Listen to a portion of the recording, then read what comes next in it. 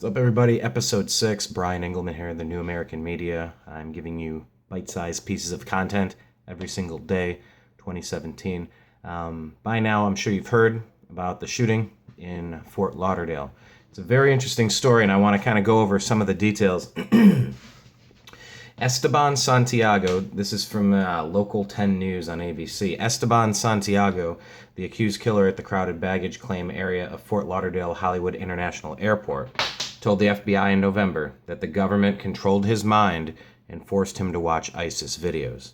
The 26-year-old former combat engineer was born in New Jersey and raised in Puerto Rico. His brother Brian Santiago lives in Penuela, where they grew up. He told reporters their father died while his brother was serving overseas in the military. Anyway, his maternal aunt, Maria Ruiz, who lives in Union City, told reporters that he wasn't the same when he came back from Iraq. He lost his mind, Ruiz said in Spanish, as she referred to a psychiatric hospitalization that occurred after he allegedly suffered from hallucinations. Federal law enforcement officials investigated Santiago last year. He told FBI agents that he heard voices in his head that told him to watch Islamic State materials, but he said he was in control and had no intention of hurting anyone, according to the Times.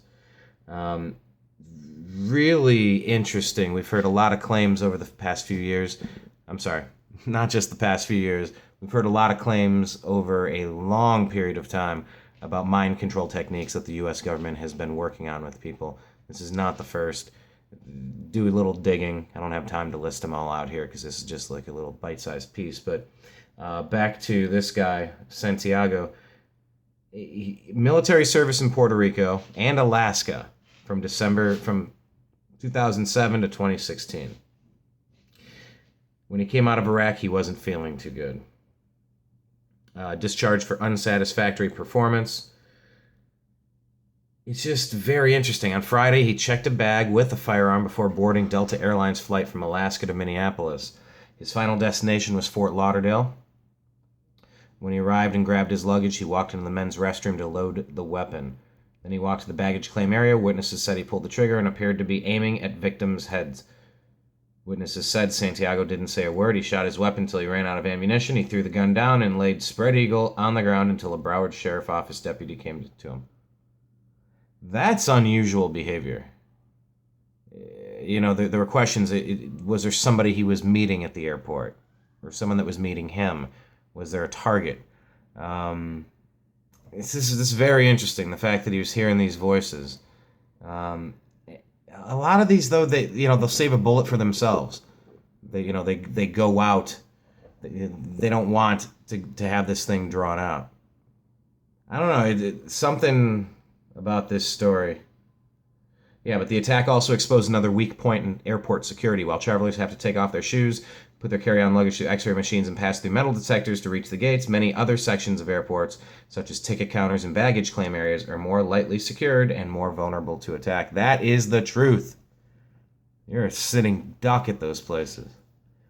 I really hope every time something like this happens, I guess it does depend if it's a church or a school or an airport or a synagogue or San Bernardino, at a office building, or at a rock concert in Paris. So, this isn't one of these where you think, oh, are they going to come for the guns? Or are they going to... Because every time some idiot does something, you go, oh... I mean, imagine the parallels. Imagine if every time there was a car accident, people say, oh, we need to ban cars. Actually, you know what? That is coming. With the autonomous drivers, with the Google cars. You just wait. That is coming. So... But we'll talk about that a little bit later. Back to this. It was just a big, nasty story. Another piece of disgusting violence. Hated seeing it. And every time, I just wish more people were concealed carry. I don't know exactly what that would have done in this particular case. That's not necessarily the point that I'm making. But I've flown many, many, many times with my firearm. And I really hope that